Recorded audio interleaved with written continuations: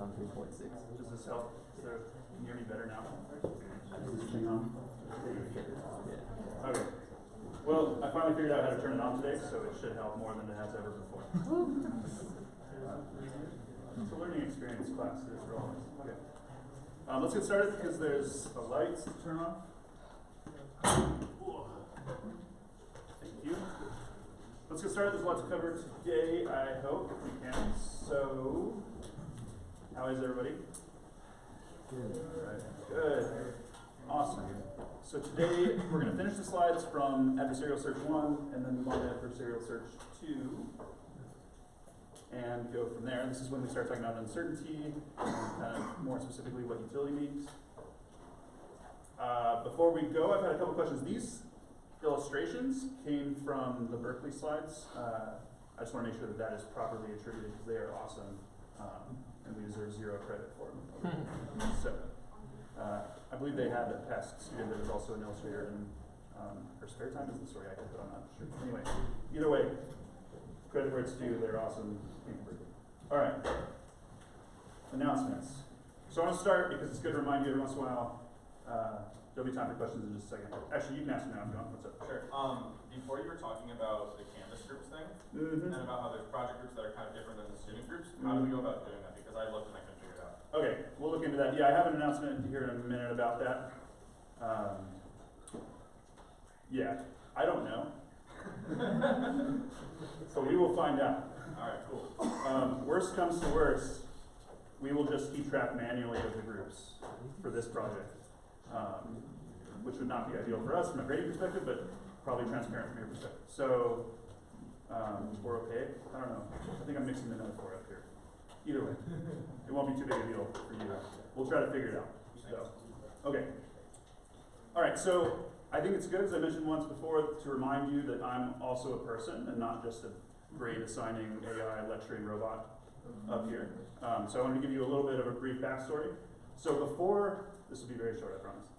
Before I got here, I was spending time in Nashville at Vanderbilt University. Is anybody familiar with Vanderbilt? So fun facts, Vanderbilt's athletic slogan is anchor down, which is like a nautical thing, right? But it doesn't actually make any sense to me because when do you drop anchor? Like when you're scared of the things that are coming up, or you like want to rest for a while. So I guess it's a good metaphor for their athletic program. But I was there, I can say that. But yeah, like, Alabama's coming to town. Let's shelter here in place. Anyway, the point is it doesn't snow in Nashville. Or at least it didn't while I was there, and it hardly ever does anyway. Before that, I was in North Carolina, in Chapel Hill, University of North Carolina, which is home of the greatest basketball team to ever grace a college basketball court, as you might be aware. Really strange that nobody's playing basketball this year, though. So don't pay too much attention to that. Anyway, the point is, it also does not snow in North Carolina, like at all. So, I guess the point is, it snows a lot here. And we've had like 6 storms in the last month that would have shut Chapel Hill down for a week. Longer. Yeah, you from North Carolina? No, but I've spent a lot of time there. I've been there for like many snowstorms, and like there's no bread or milk. No, yeah, literally no bread or milk in the stores. There's no water potentially. Nope. I lost power for a week for a storm that was worse or less bad than what is going on literally right now. The last time there was a really big storm, this is what it looked like in Raleigh. I was too. Yeah, it was a good time. I think that's the entrance to I-40 somewhere around like that. I just want to say that people literally are setting their cars on fire. If you were to experience there what we experience here all the time, it turns out. So I just wanted to let you know that I respect your ability to handle snow more than what I'm used to. So anyway, if I'm late sometime and it's snowing, it's because I'm not as good at it as you are, probably. But I'm working on it. All right. Real announcements. Thank you for humoring me for a minute. Project 1, right, has been live for a little bit. I do hope you are making progress on it. It is non-trivial in length. It is due on Monday. Good? Yep. Good. Project groups, not student groups. Question mark. So I did notice that nobody had made any project groups. We have to create them. So we have to make them. So the TAs are gonna look into that, we'll look into it, we'll figure it out. For now, do not worry too much about it. Worst comes to worst, we'll just have you tell us manually your groups, and we'll sort it out on our side. Cool, so I was gonna ask, has literally nobody created a project group, or is there something wrong? There's something wrong. So, we'll figure it out. I was pretty sure there's something wrong. Okay. I had this question last time in the project, finding all the corners. The question was, what search does that build on? If you look very carefully in the instructions, it builds on BFS. Just want to be explicit about that.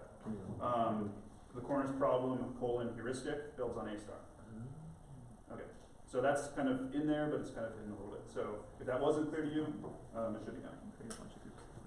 Okay, clarifications from last time. Does anybody have any questions from the content from last lecture? Awesome. That's either really good or really bad. Clarifications from last time. I had mentioned that there were a couple things that people had asked at the end of the CSPs section that I wanted to elaborate on once I looked into it more. I have now looked into it more. This is me elaborating on that. So one of the questions was, what is that critical ratio between constraints and variables that makes CSPs very difficult to solve from the randomized algorithm perspective? And the answer is, it's pretty complicated and it depends on a lot of things, but it's somewhere between 2 and 4-ish after looking into it pretty extensively. Okay. Perfect. Another question, when enforcing arc consistency, what are kind of the implications of the order that you go about enforcing that? And the answer is there are actually a good amount of implications, the biggest one being computation time spent in the arc consistency enforcement. So there's actually been a lot of work, really interesting work on coming up with good heuristics for ordering the arcs when you check them. Yes? But changing the order of arc consistency doesn't change the result of the enforcing. I believe that changing the order of arc consistency potentially changes the results, but probably not in really meaningful ways. Like you may have enforced a set of assignment, but doing it in a different order would have enforced like a different assignment, but both kind of functionally equivalent from a constraints perspective. But I wasn't able to find a specific answer to that, so that's still an open problem. I wasn't able to convince myself either way. I'll keep looking into it, but probably less hard than I did this week. But the order in which you check them does matter from a time you spent computing perspective. Which leads me to the other question, which was, in the worst case, does enforcing arc consistency for an arc propagate and require new checks to all other arcs? And the answer is it can. So here's a quick example I came up with. If we had just assigned variable d here, and this is like a coloring problem where all the constraints are shown as arrows, well, the arcs associated with constraints, right, they can't be adjacently similarly colored. We just assigned d, right? So then let's check some arcs. We're going to start in a bad order, and we're going to check this one first here, right here. Does that arc look consistent? Yes, remember for any assignment in the tail, blue, in this case, there is an assignment in the head that works, that's red, right? Let's move on to this one. Does it look good? It is. Similarly, this one, this one, this one. So we've checked all arcs except for one, right? So let's check this one now. Is that one consistent? It is not. So what do we have to do? We have to get rid of blue here, right? Okay, so now let's ask the question, do we have to recheck all of the arcs as a result of this? And so this is the arc that caused all the problems. We deleted from its head. We do have to recheck it, right? Is it consistent? Sorry, this one here. It's good, right? We also have to, so this is the arc that we just checked, right? So that one's checked. We also have to check this one here, right? Because we deleted from its head. Is it consistent? Yeah. It is not, right? For red in the tail, there is no good assignment in the head, right? So we have to get rid of red. But we've now checked it again. Okay, so now we have to check the things that we've deleted from the head. That would be rechecking this one. Is it good? We're good here. It would also be this one. Is this good? It is not. We have to get rid of blue, right? Okay, so we've checked this. Now we have to check everything that came into that one. Is this one, is it good? It is good. And I have a star next to every arc there is. So we checked them all, they were good except for the very last one we checked. We had to change something and then subsequently had to recheck all of the arcs that worked, right? Okay, so that's why ordering these things matters a lot. And a lot of work is in the developing here for that, yes. So what would be an order that would cost a lot less, would we check? So if we had checked as the first arc, this one, right, then we would say, get rid of this. So then we can check this one, it's good. We check this one, right, it's not good. Right, check this one, it's good. Check this one, it's not good. Am I doing that right? Yeah. Check this one, it's good, we're done. Right. So then we only have to check them all once. Okay, everybody feel like they're convinced that it matters the order you check your arcs in? That's all I was going for. Okay, back to more adversarial search stuff. So we had talked about ways to kind of speed up search in these adversarial search settings because the depth can be very deep. Frequently you're not going to be able to get all the way down. So what can we do to speed this up? So we talked about pruning, right? We went over alpha-beta pruning. That's a potentially confusing concept that we will go over some examples of next week to help build intuition. But for now, we will remember how it works, right? That allows us to prune some parts of our search tree. Very similar to how we looked at regular search at the beginning, we were pruning parts, right? So now let's talk about a different way to speed up this computation. So the problem is that in realistic games, you can't search the leaves, right? The games are just too deep. There's not enough time. Okay, so the solution here would be to do depth-limited search.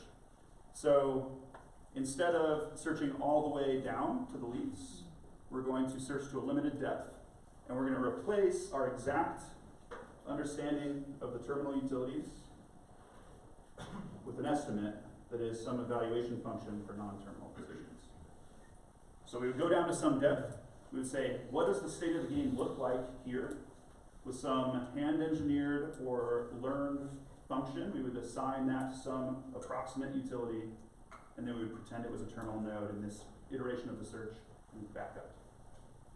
Does that make sense?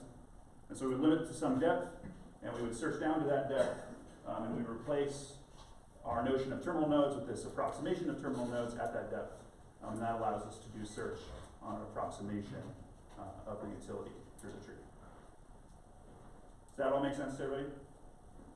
We'll talk a little more about it though. So if here on the right, we get down and we want to go to a depth of 2, for instance, we get here. As we go, we have an exact value for this terminal node. In a regular search, we would have to go all the way down to here, right, to evaluate the utility of this node here. But instead, we're just going to replace it with some estimate, and then do our Minimax search from there. So this we pretend is a terminal node with a value of -2. This is a Minimax or a minimizer node here, right? So it assigns value of -2, it goes back up. And so then we would go to the other side, in a similar case, real terminal node, estimated terminal node, minimizes for the maximizer node it's going to choose for, right? The point is, now we can make some decision, take some action at least, right, without having to get to the bottom of the tree, which would have taken too much time. Right? Yes? So for that evaluation function, let's say you had a lot of options in one direction, and then you could say a good evaluation function is saying, like, I want to choose directions that keep my options open, or Maybe. give me a large range of good options. Depends on the game, probably. Or the model, or the state that you're trying to model. Not all things are games, right? But yeah, that seems like it would make sense in a lot of settings, but maybe be exactly the opposite of what you would want in some other settings, potentially.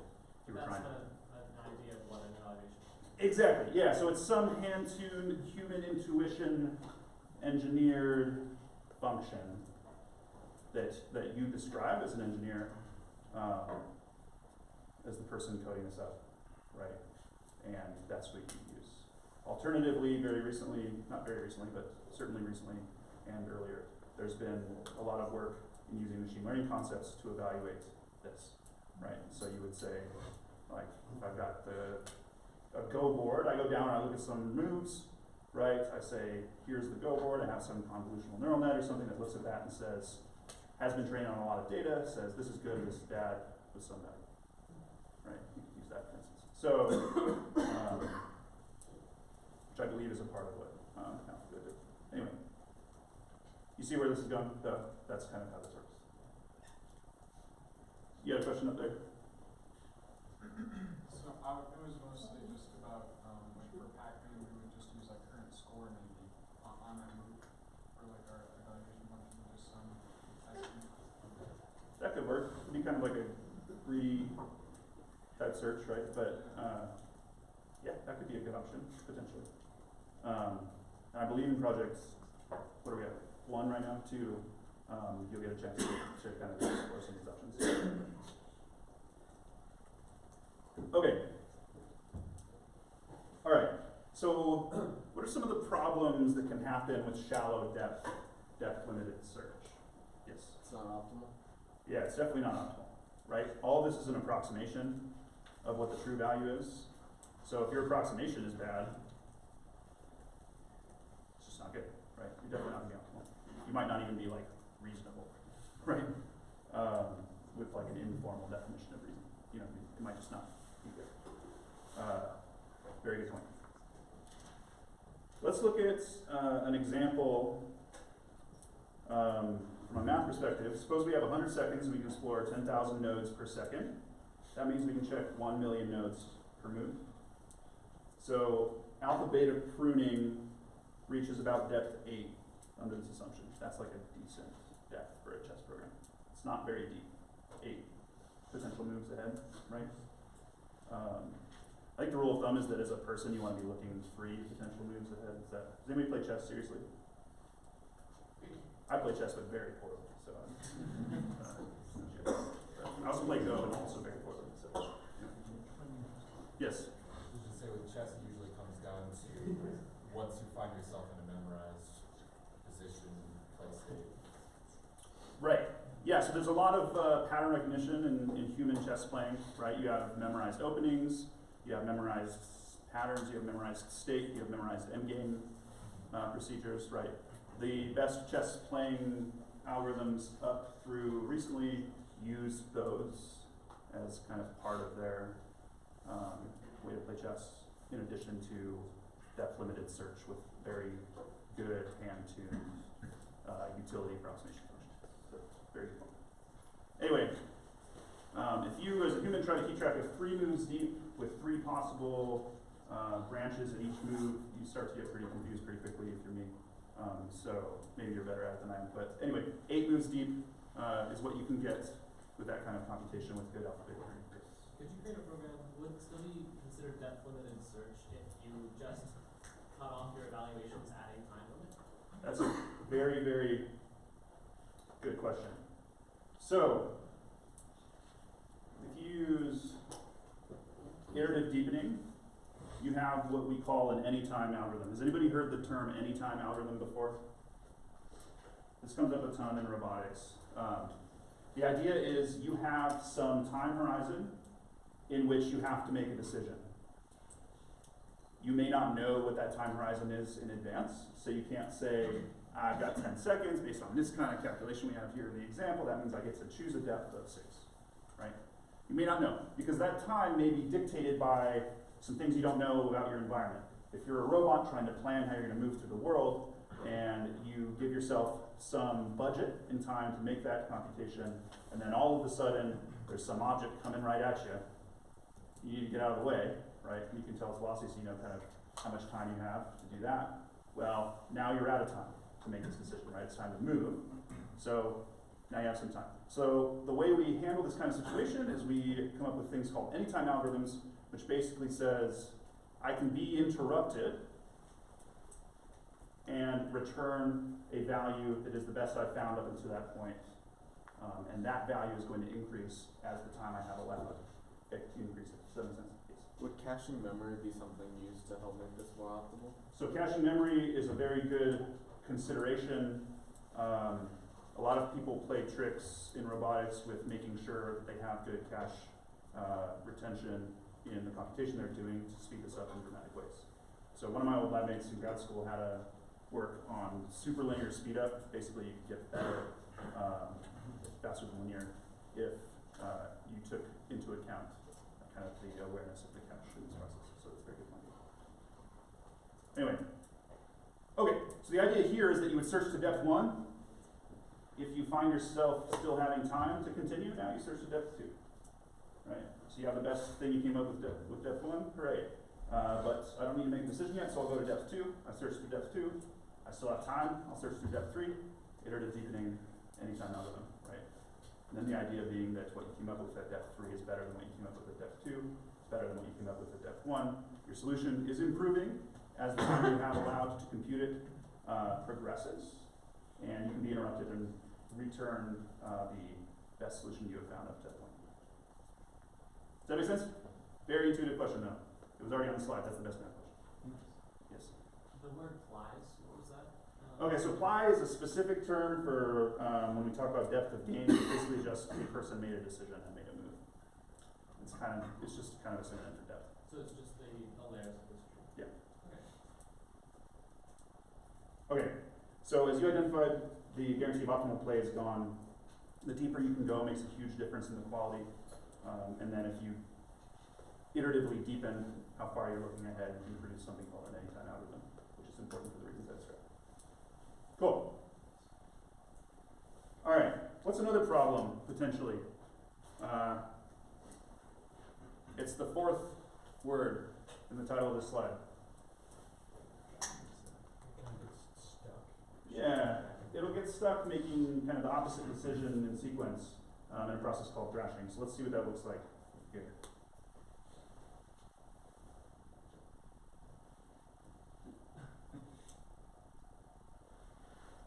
How long do you guys want to watch this for? How about that one? It doesn't change. Anyway, let's see why exactly this happened. So let's look at the tree here. And let's talk about what kind of the score would be. So we're only looking down depth 2. All right, so for every move we go down, we lose a point, right? So what's the utility of this node here? We eat 1 pellet and have spent 2 moves to get it, right? 8, right? Okay, so let's look at the other side. We spend 1 move to get here. We spend 1 move to get pellets. This one's 8. This one is -2, right? So the utility here is 8. The utility here is 8. The utility here is 8, right? Okay, everybody with me so far? Yes? How'd you get -2? Because we arrive at this terminal node having eaten, if we took this path down here, right? We arrive at this terminal node having eaten 0 pellets, but having spent 2 turns to get there. So we lose a point for every turn. Let's say we started with 0, right? I didn't do the initial score, but let's say it's 0. Then that would be -2, the others would be 8. Make sense? How much is it to eat pellet? 10, I think, is what it is. But for this example, it doesn't matter as long as we're consistent. Okay, so in depth 2, left, right, it all looks the same to Pacman, right?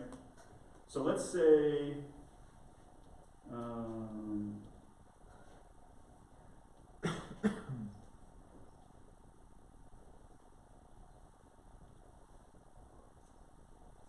let's say for fun we go to the right. Right? We had to break the tie somehow if we weren't smart about it. Let's say we go to the right. This state here is exactly this state here symmetrically, right? It's just flipped. But functionally it looks the same. So there is a tree going down from this state that looks exactly like the tree that went down from this state, except for everything's kind of flipped. Right? So you do depth first or depth 2 search there. It looks the same. right? And if you're bad about how you break your ties, you end up maybe here, right? Which is exactly what this state was. On and on and on and on and on and on. Does that make sense? So that's what we saw, the behavior there. That's why shallow depth can be a big issue, and why if you're not careful about tie breaking, you can also run into problems with this. Okay, cool. So let's kind of talk about these evaluation functions for a second. So let's look at chess. So again, evaluation functions score non-terminal nodes in depth limited search so that we can pretend that they're terminal and reason about the utility above them, right? And an ideal function would return exactly the utility at that node, right, which would be minimax applied deeper. If you knew that, then you could play the perfect game, right? But in practice you don't. So typically these are hand engineered, kind of how I was describing earlier. So here we might have, say, F1 is the number of queens you have minus the number of queens your opponent has. That state. F2 might be the number of pawns, F3 might be the number of rooks, etc. You weight these with some function that you either pick based on your intuition, or maybe you can kind of optimize over these weights. There's a lot of art and hand engineering and intuition that goes into building functions like this, right? Yes? This is just like a hard-coded linear classifier model, right? Yeah. You can like directly apply machine learning. Yeah, and people do. So this is like hand engineered features with some linear regression applied if you were even smart about it, but if not, then it's just hand engineered features, right? It could be non-linear if you wanted. I mean, it's up to you, right? But your algorithm's going to perform well or not based on how good this is, right? As you mentioned, or as I mentioned, and you also mentioned, as somebody mentioned, I don't know, you can learn these, and a lot of recent work has gone into using sophisticated machine learning algorithms to learn these functions rather than hand engineering them. And a lot of more recent work has gone into using a combination of the two, both data-driven and model-based methods. So, cool. Let's say you had engineered some function like this for some random game, I don't know, like Pacman. Right, I'll just pull that out. It's just some random game. Maybe you would want to perform some sanity check. Right? How do you know it's a good function? You can't really look at it everywhere, right? If you could explore the whole space, then you wouldn't need to even talk about this. So one thing you can do is you can kind of do a sanity check here. Say, I've got this position, that's not terrible, it returns some value. Let's look at this position instead. Maybe that's worse. Seems worse to me, probably should have a lower value, right? Maybe that's even worse because you're starting to kind of get cornered. That should probably be pretty low, the utility function. And these are looking pretty dire for Pacman. So that's one way. Returning along the lines of depth really matters. Let's look at what happens when we have a depth limited search for both Pacman and some ghosts that are playing against each other. So let's just kind of watch what happens. So both the ghosts and Pacman are running Minimax to some depth with some function to evaluate the utility of non-terminal nodes. Okay? So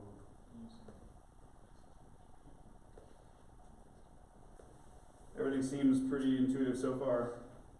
Something changed there at the end. Did you see the behavior kind of get a little more sophisticated from the ghosts? Let's watch it again.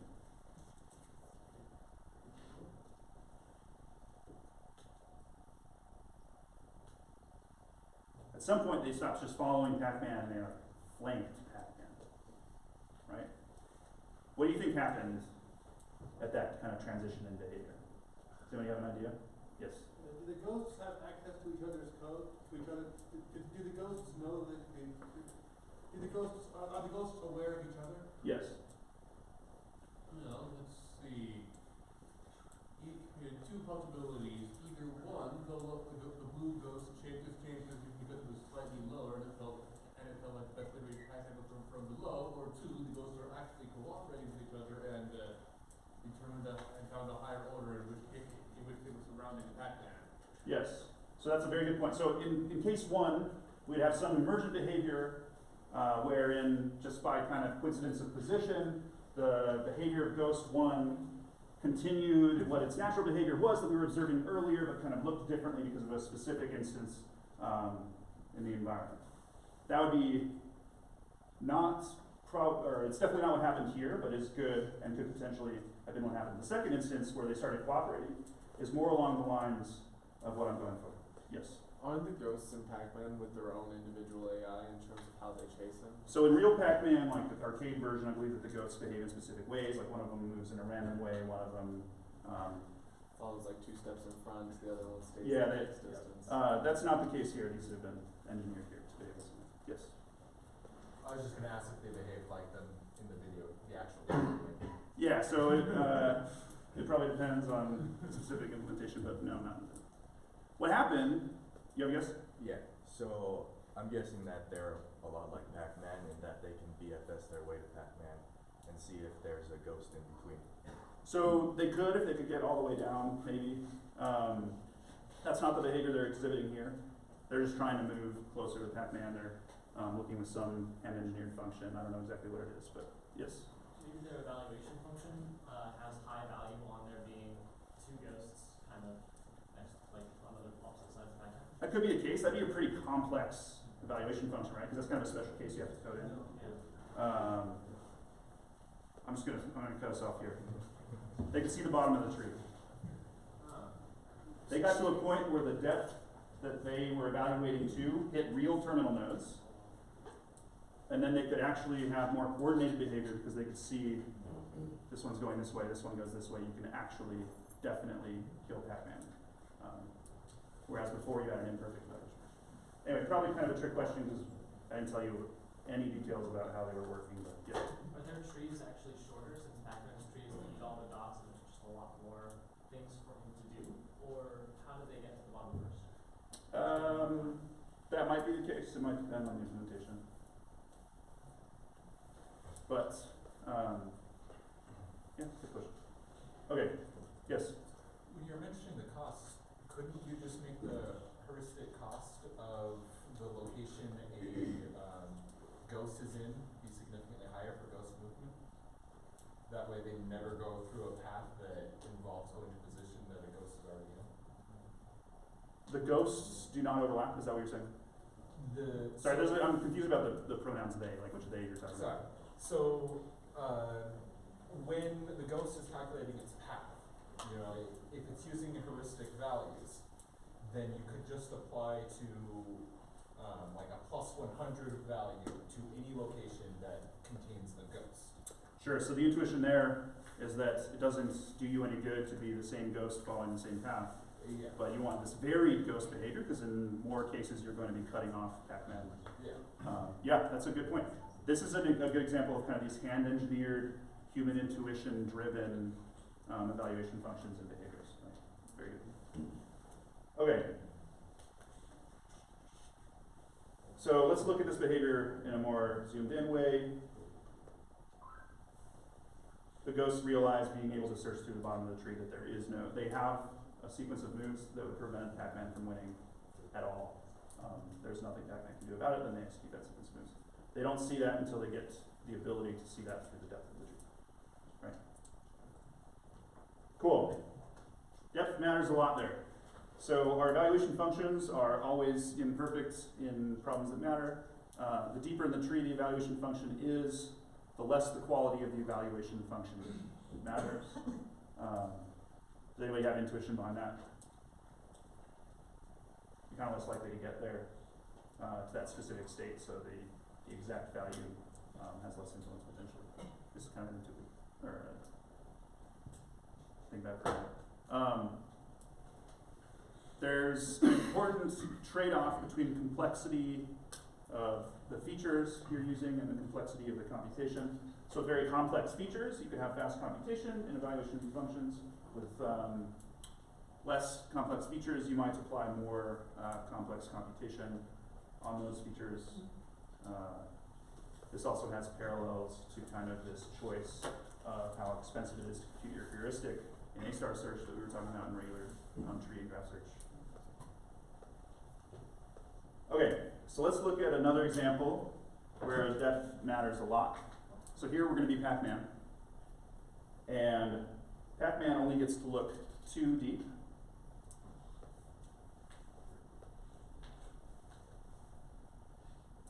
So there's 1. Did you see where it paused at 1 deep?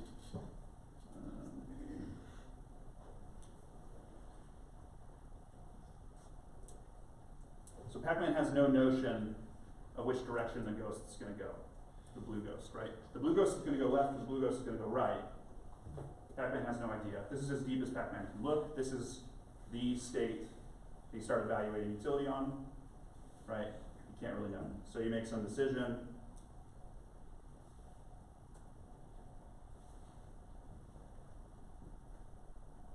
That decision was the wrong one in that case, and you move on your play. If we have a deeper look ahead, then Pacman can utilize a different strategy. And that's where Pacman knows that at some point, just by progressing through the game and how it would play out, the ghost is going to choose left or right. And if Pacman can wait to commit to left or right until that choice has been made, then it can win. Yes? Does he have a wait action? Can he not wait? So Pacman does not have a wait action, but Pacman has another option for not choosing yet, which is to go up closer to the orange ghost, which would seem like a bad idea at first. Wouldn't it be, couldn't he also just keep moving south? It would prevent him from moving, but the ghost should still move? Moving into the wall. Yeah. Maybe. I'm not sure exactly what specific area. That might be an option too. In this case, Pacman goes up until Pacman can learn which direction the blue ghost is going and then win. Right. Okay. Alright, so what are the synergies between this notion of our non-terminal evaluation function and alpha beta pruning that we talked about last time? So, as I mentioned last time, the amount of pruning you get depends on being really smart about your expansion ordering. And your evaluation function can provide guidance on which nodes to expand first, which would allow your pruning to be more efficient. So this is somewhat similar to how heuristics help with A-star, etc. So the other thing is that you can use this and still prune if you have some bounds on what you're going to get from your evaluation function. So evaluate a min node is only going to keep going down. So once that gets lower than the better option max has along the path to the root, you can prune, right? That's alpha beta pruning in 2 sentences. So if we have an evaluation function that provides an upper bound on the value at a mid node, or a lower bound at the value of a max node, symmetrically, then an upper bound already lower than a better option along the path to the root, then you can prune it even using this. But you have to have an upper bound. Right? Okay, so you don't need perfect information. Having an upper bound, that's more restrictive than just some estimation, right? But if you can do that based on your specific function, you get to take advantage of it. Okay. We are halfway through class, and we're now going to start talking about uncertain outcomes. So let's take our 5-minute break now, and then when we come back, we'll talk about this.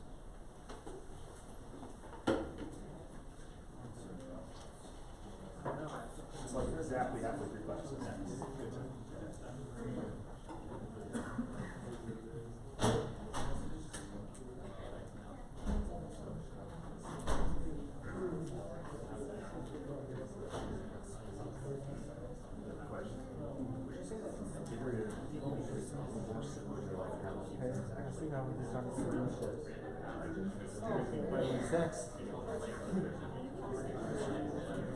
I would say this. That search is very similar to how I kind of think of how people act in the world. Iterative deepening is kind of a layer on top of that where you start with progressing, we deeper. Right. Sorry. Maybe that's how some people think. That's more complicated, I think, so it probably takes some time. I think it's in a more advanced way. Right. So there was actually some really interesting work done by somebody that professor at Minnesota, computer science that came out of my PhD program before I did, where they identified that the way humans make decisions based on, so you have 2 people coming at each other. right? We've seen this awkward, like left, right, everybody goes the same direction, right? The urgency of this people make a decision to avoid the person who's biometric is directly proportional to the amount of time until they would run into each other if nobody changed. Right. So this concept is like formalized by these guys as this notion of a velocity obstacles for planning your motions. You have some obstacles, you have some velocities around that works where you don't want to find that it has to go all the time. And it's like a relative velocity. The relative velocity is dictating like how urgently people feel, like joint computer science psychology, how urgently people feel the need to correct very last minute.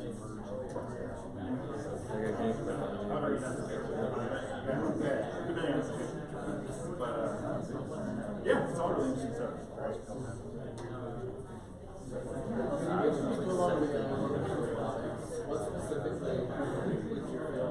So I do surgical robotics, and usually that's like the application of what I research is called motion planning, which is basically how do you plan the motion of complicated robotic systems so that they achieve some goal, complete some task, manipulate some object in a specific way, allow domain and some set of constraints.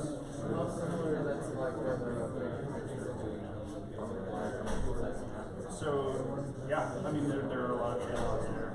The big problems come, and there's individual ways of avoiding these less likely to be facing the world. But, yeah.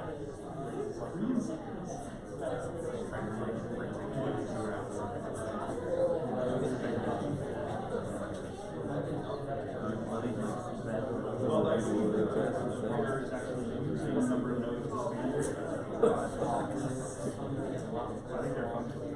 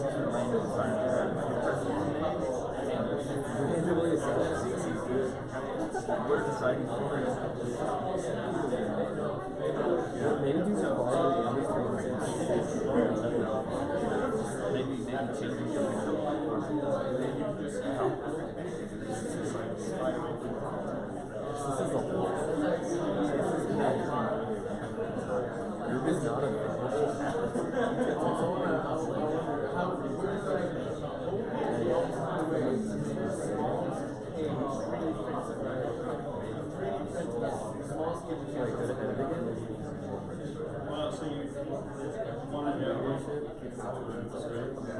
so you have to have some constraints, like have to be able to know something that's defining your program.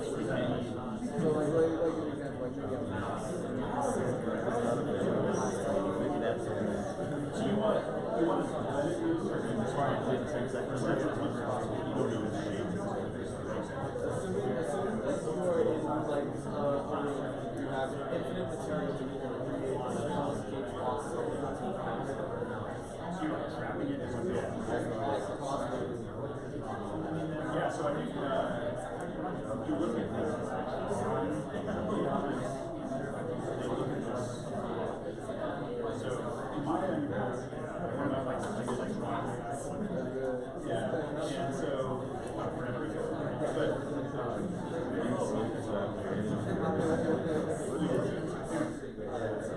the strategy was like this is handled here human efficiency.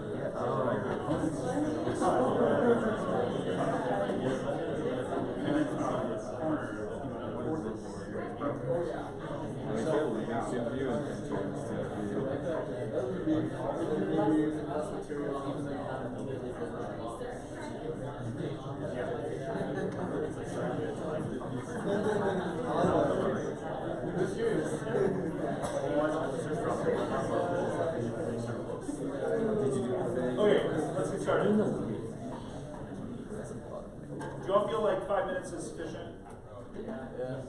Who says yes? Cool. Who says no? Alright, good. Okay, we'll keep 5 minutes. I don't want to go too much longer. So, alright. Let's talk about uncertain outcomes. We kind of hinted at this last time, but let's formalize this more. Okay, so we looked at this case here, right? If we run Minimax on this, what's the behavior that we get? Right, so we look down this way, we look down this way, we have a value, we have 10 here, right? We look this way, we don't update 10, right? This is the minimum value, so this gets assigned a value of 10, that gets passed back up, right? So here we have greater than or equal to 10. We look down this way, right? And we look down this way, we say this is 9, we look further, we keep the 9, right? This is 9, we pass this back up. Max ignores the 9, right? We have a value of 10. Right?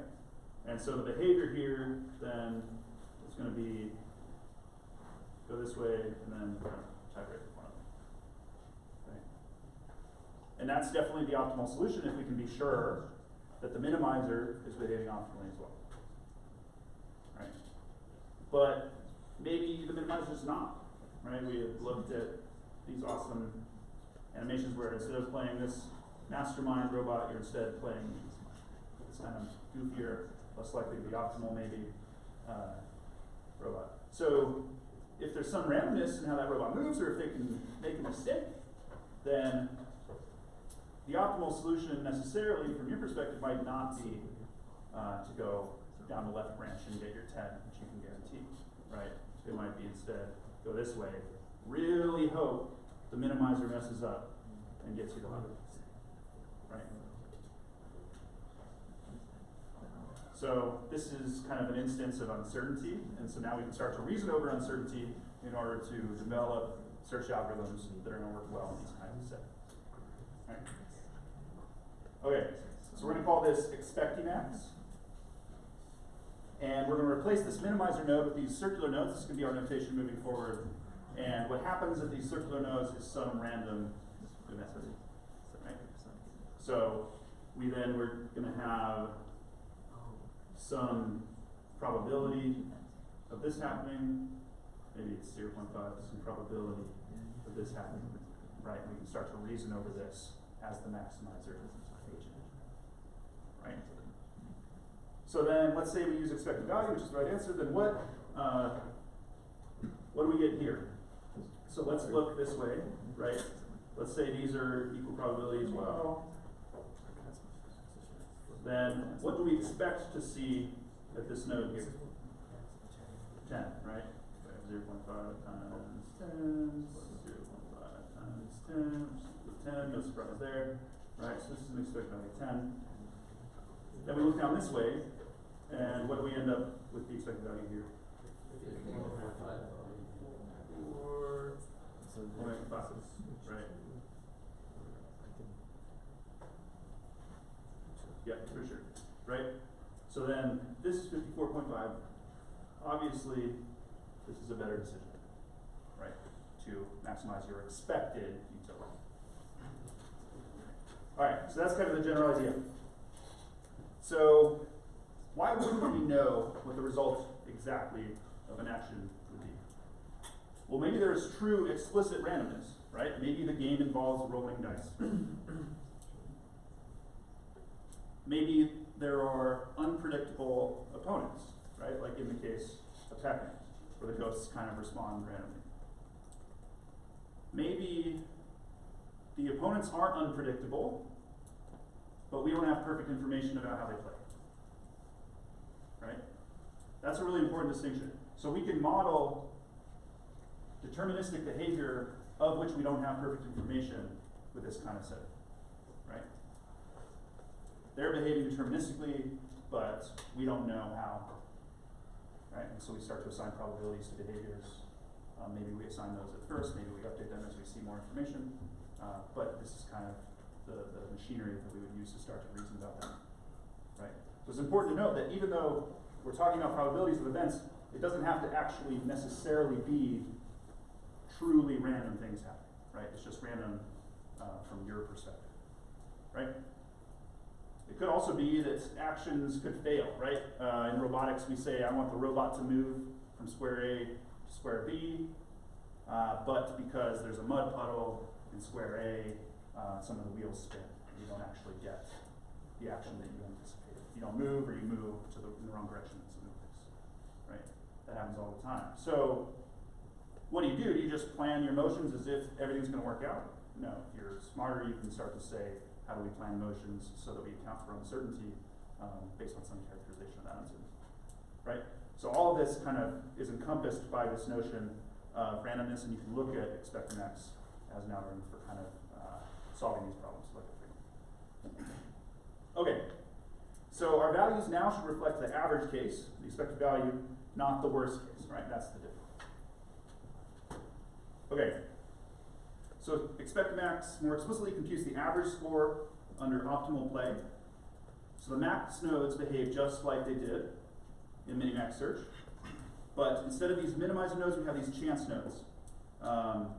They're going to calculate the expected utility, which is taking the weighted average of the children, right? So later, probably next week, we'll talk about Markov decision processes, and we're going to formalize this much more when we do that. But for now, this is sufficient. So let's take a look at the difference here. So in Minimax, we talked about this last time, but let's review. So the scoring works as in every time you take an action, which you have to do, you lose a point. If you eat a pellet, you get 10 points. If you get eaten, you get negative 500 points. And if you win, you get positive 500 points, right?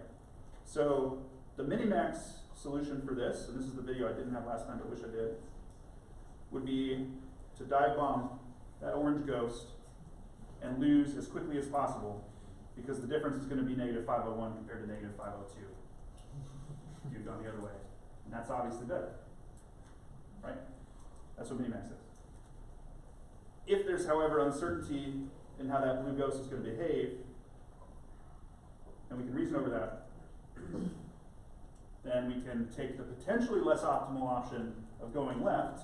If the ghost had gone up, we would lose at 502, maybe 503 depending. I think it's 502 though, which is worse than 501. But if the ghost goes down, then we end up with a score of 502, right? If we assume these have equal probability, then obviously the answer is to take this branch, right? So that's what you see happening here. But it's a random variable, right? So it might not work out. So this is 502. This is worse than that outcome of that volume ghost in the first one, right? But from an expectation perspective, it was much better. Okay, the point here is that if you run Expectimax, but the ghosts are playing Minimax, then you're going to have a bad time, right? On the flip side of that coin, if you're running Minimax and they're playing Expectimax, that's what we saw in the first video, similarly bad time, right? So this is a notion of making sure that your model, your choice of algorithm matches the way that the world's actually behaving as closely as you can while not being too complicated, right? Okay, so here's the pseudocode for this. It's very similar in that we have this dispatch node that's going to kind of check our base cases as well as identify which of the two recursive functions we're going to use at any given point. The max node is the same as it was previously, but now we've replaced our minimizer node with this, the difference being that we now have this probability and we're weighting it, the value of the successor by the probability, right? Which means you need to have some notion of what that probability is. Okay, so let's look at this problem here. Now we have non-equal probabilities. What will be the value of this Expectimax node here?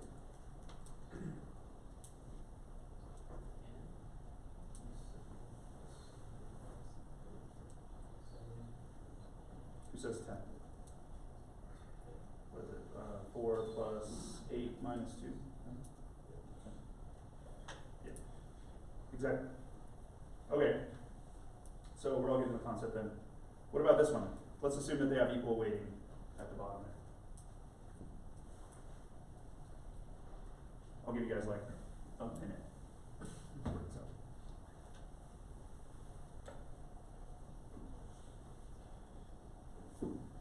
really setting us up. Are you saying they all have the 1/2, then 1/3, then 1/6? No, they all are equally probable 1/3, 1/3, 1/3.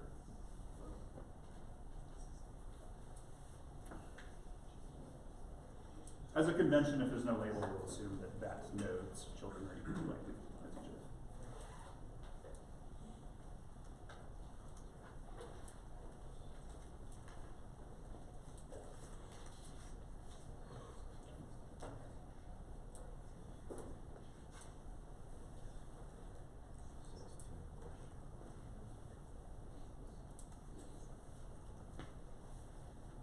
You guys can talk to each other if you want. It's sort of like a collaborative lab. No, we just don't like each other. You don't like each other?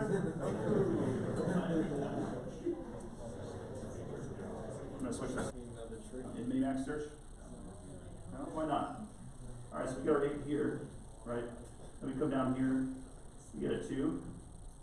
That's looking good, right? I mean, this is at least 8. Right, so we can't prune though, right? We can't guarantee that the weighted average of this is gonna be less than 8. So do we know how many potential options are coming out of that node? Let's say you do. Let's say you know it's 3. So if we know it's 3, can we assume potentially that the average will be 2 times 3?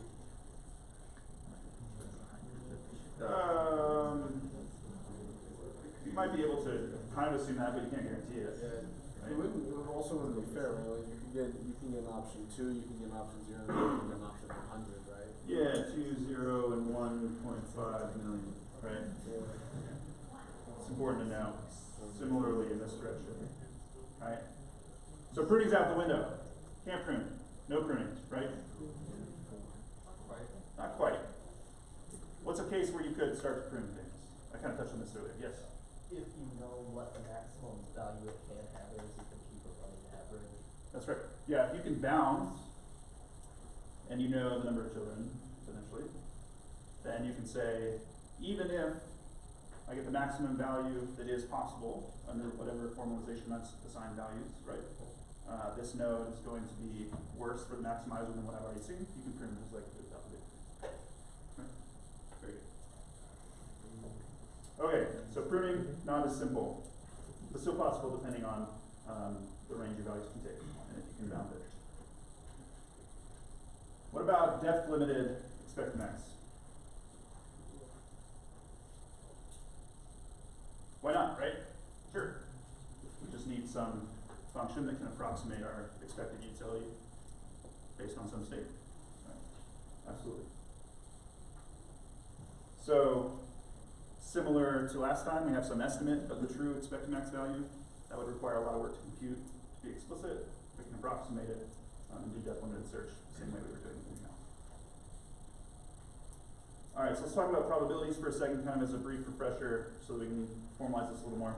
So a random variable is some event whose outcome is unknown. This should all be reviewed, right? A probability distribution is the assignment of weights to those outcomes. So as an example, we can look at what the traffic is over all the possible outcomes they have to sum together. Right? This is all review. So it's worth noting that as we get evidence, right, these probabilities can change. This is like conditional probability. Right? So if we had naively that the traffic was heavy, the probability that the traffic was heavy was 0.25, but now we condition that on knowing that the time is 8 a.m., then we can have a different probability. Right? So we can have similar concepts to this in these searches and in MDPs that we'll look at later, where you are updating probabilities as you get more and more information. Right? All of that can fit in these ranges. Okay, but we're kind of making a lot of assumptions here, right? So for one, we've binned traffic into 3 possible traffic outcomes. That might not be a good model. Maybe all of the things you care about happen when traffic is light, and you really wish you had more resolution in that range, right? So you get more dense. But then you have to reason harder potentially. These kinds of things. They might be continuous values, right? While it's like in your world, continuous values. So these are assumptions. They're modeling assumptions. As with all modeling assumptions, you want to make sure that it's sufficiently expressive to produce the behavior that you're interested in reasoning over, but not too complicated that you can't search over, right? Okay. All right, so I've been saying expected value more formally. That's the average weighted by the probability distribution of the outcomes, right? Okay, so continuing this example, if we want to know how long it takes to get to the airport, we have these probabilities of these traffic events, and we have some time associated with each of these, right? Then we can weight these times by the probability and get our expected value, right? This is all really reviewy stuff, right? Okay, good. All right, so I kind of touched on this a little bit, but what probabilities do we use? How do we kind of decide how we're going to model something's behavior in this probabilistic way? So we could use simple uniform distributions, right? That would be easy. We could have something that's much more sophisticated. If it's cheap but sophisticated, that's great. If it's expensive but sophisticated, we have to weigh that as to whether it's worth doing that computation or just searching more, right? Whether it accurately describes the behavior of the system, because if you have some model that doesn't accurately describe the behavior, then reasoning over that model is not going to give you anything useful, right? So we'll talk about this more kind of later, but for now, let's assume that each node magically comes via the probability variable with some distribution. Okay? All right, I love these animations so much. All right, I mentioned this before. This is a very important concept. Having a probabilistic model about some system does not mean necessarily that that's how the model's behaving on its side, right? It is just how we believe or how we model the behavior of that system, right? We can model a deterministic process probabilistically if we don't understand how it's making its decisions. Yes. Would it be problematic to model your behavior on or on those random variable models if you do understand how they operate? So if you can say for sure how they're operating, then you should just reason over that, I would say. Then you get better information, right? Yes? It's possible that the process of getting the information from each. Maybe it's too expensive, yes. Or like, you know. Sorry to cut you off. Is that where you were going? Yeah. Yeah, that's a very good point. Together you two have created a very, very good point. You might be able to know, but it might be too expensive to evaluate. You might be able to simulate with high resolution, but it takes forever to do this kind of stuff, right? Okay. All right, goodbye, probability theory. Okay. So, easy quiz. Let's say you know that your opponent is actually running a depth 2 minimax and using that result 80% of the time, but moving randomly otherwise. What tree search should you use? Expectimax. Oh, I'm excited to hear what that is. So you just essentially have an expected value, like expect that the minimum occurs 80% of the time with a 0.8 probability. Yeah. We don't need a new search algorithm to express that behavior. We can just use expectimax. Right. So you can describe this behavior in your random variable nodes, right? If you're smart about how you do it, and just run Expectimax on this. So use Expectimax. But to figure out each node's probabilities, you have to run a simulation that will include a depth 2 minimax search. Right? Then you assign that the probability associated, 80% we said. You assign 20% to moving randomly, which if you're smart will also include that action. Right? It might get kind of complicated. But all this can be expressed in the Expectimax framework. So this is that node reasoning about what minimax would look like from it. So this kind of thing can get pretty slow, right? You're evaluating one probability at one node in a pretty potentially very, very large tree, right? And that takes a little while. You're evaluating a potentially very large tree there, just evaluate that one probability, right? This can be a problem. But it's kind of a case-by-case basis type thing. All right, this is even worse if you have to simulate your opponent simulating you. Simulating your opponent simulating you, right?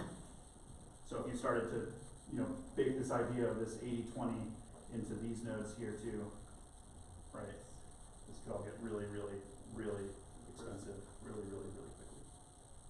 Right? Alright, so this is true a lot of the time in Expectimax. Minimax is kind of a special case where all of these potential things have collapsed into one game. Yes? If you did have a situation like that where you had two adversarial networks trying to predict one another, do you end up seeing situations that converge or diverge or create some kind of end behavior? Is that something that's also studied? Yeah, that's a really interesting question. So you said adversarial networks, which I think takes us to the end of the semester when we start talking about deep learning a little bit.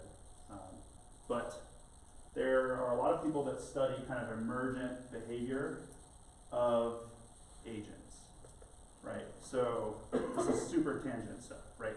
But you have some agents that behave in some way. You place them around each other, near each other in some environment, right? And you can say what's happening. And so a lot of the people that did early work on like swarm behavior stuff were using really simple individual agents, things that don't reason very hard about anything. But if you're smart about how you engineer them such that they interact with each other, you can get emergent complex behavior from the whole swarm that you didn't have to engineer in the first place. Just in this case with the sense of like the probabilities converging or diverging, would you use some kind of like stochastic linear algebra to figure that out, or is that a study that just in this kind of limited example, if you have that kind of recursive simulation, does that tend to converge to some value or diverge, or is that not known? I'm not sure we can say without making more assumptions on the system, but that seems like a reasonable thing to start thinking about. Right. Okay, good questions. Alright, so this brings us to this kind of theme that we've hit a bunch of times over the course of this class, and that's that these models are making assumptions about the world, and those assumptions better be relevant, right? Good, sufficiently detailed for you to get the behavior that you want. And so, specifically, if we talk about this Expectimax versus Minimax assumption, we can look at kind of some different, I swear I didn't have a serve on. It is. What is going on here? Anyway. I'll figure that out next time. We have this notion of optimism versus pessimism, right? If we're running Minimax, we're kind of making a pessimistic assumption about the world, and that's that our adversaries are going to behave optimally from their perspective, which is the worst possible outcome from our perspective, right? Because we're kind of in competition here. Then there's this optimism notion associated with Expectimax, which is that, let's assume that maybe something nice happens statistically, and we can kind of find better solutions that way, right? So we have this notion of dangerous optimism, which is assuming chance when the world is actually behaving in an adversarial way, right? So we have this naive, happy-go-lucky robot wants to go in this dark, dangerous cave, right? Dangerously optimistic. We also have this notion of dangerous pessimism, right? And that's assuming that the worst case is going to happen when it's not really likely. And this comes from a mismatch of this notion of kind of modeling your world stochastically versus modeling your world in a true adversarial sense, right? And so that would be like being scared of this funny rabbit, right? Maybe this is mine, Python, anybody? Holy Grail? Yeah, maybe this is that rabbit. Sharp pointy teeth. But maybe it's not, right? So we have this notion of assumptions versus reality. So let's look at kind of how these would behave in their combinations. So, in which cases, where Pacman's running Minimax, the ghosts are truly adversarial, Pacman's running Expectimax, the ghosts are random, do we have a match between our modeling of the world and its behavior? This one and this one, right? Right. So, let's say our assumptions are good. What happens here? Let's see. Alright, so the ghost is adversarial. Pacman assumes the ghost is adversarial and runs Minimax. We started in a situation that Pacman could win and the ghost could not. And we go from there. Or maybe they were depth limited, but the resulting behavior is this. Yes? Now, that's one fact. As it turns out, in the actual Pacman game, the ghosts are depth limited just one turn ahead. Really? That's very interesting. They also have different behavior depending on their color, right? Yeah, right. Yeah. And in fact, they also have 3 different modes in addition to this. Very cool. Yeah, so so your Pacman AI for the arcade might look different than your Pacman AI for this class. Also, your Pacman AI for the arcade is going to have like a robot arm, which is a different problem entirely. But come talk to me. So this behaved kind of in the way we expected, but Pacman was successful. Pacman had matched Pacman's assumptions to the true state of the world. Let's look at the other one where it matches. We have random ghost and an optimistic happy-go-lucky Pacman. Pacman assumes that the ghost probably will move away, or at least the value of Pacman, or of the ghost moving away is worth taking the chance. So Pacman wins early, right? The really interesting stuff starts happening when we have this mismatch. So let's say we have an adversarial ghost, but a really optimistic happy-go-lucky Pacman.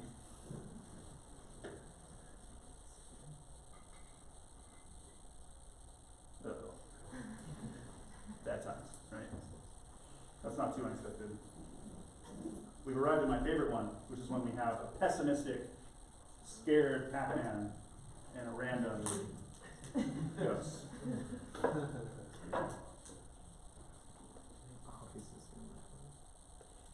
Pacman's scared.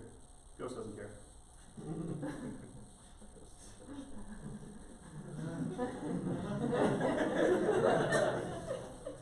Oh, we did it. It ends up working out. But maybe not the best way to do it. Right. So, since there is some randomness even in the Minimax case where the ghost has to make kind of tie-breaking decisions, you can look at this statistically. And the idea here is that generally you kind of want to match your assumptions to the actual state of the world. In some cases it's not too bad if you don't. Right? That's actually better than this. This is the best. But definitely want to avoid that. Anyway, there you have it. So 5 minutes left. Let's talk really briefly about other game types and whether we can kind of shoehorn those. Shoehorn is the wrong word. Whether we can frame those game types into, it's like a negative connotation to shoehorn, right? But this isn't negative. This is just how we would frame the playing of those games into kind of things we've seen. So let's say something like backgammon, where we have both a random element, this is the rolling of dice, as well as adversarial behavior from an opponent, right? So we could imagine having a 3-agent tree here, right, where each is alternating. That middle agent, that's the environment. That's the dice, right? And so you can have this expecting Minimax. There you go. Hey. I forgot that one. All right. You're famous. And it just progresses the way you would expect it to, right? Your implementation is going to have to get a little more detailed because your dispatcher is going to have to account for all 4 cases, right? Base case, maximizer node, minimizer node, expected value node, right? But generally, it's going to operate the same, and your search algorithms are going to work the same way. Backgammon is an interesting game from an AI perspective.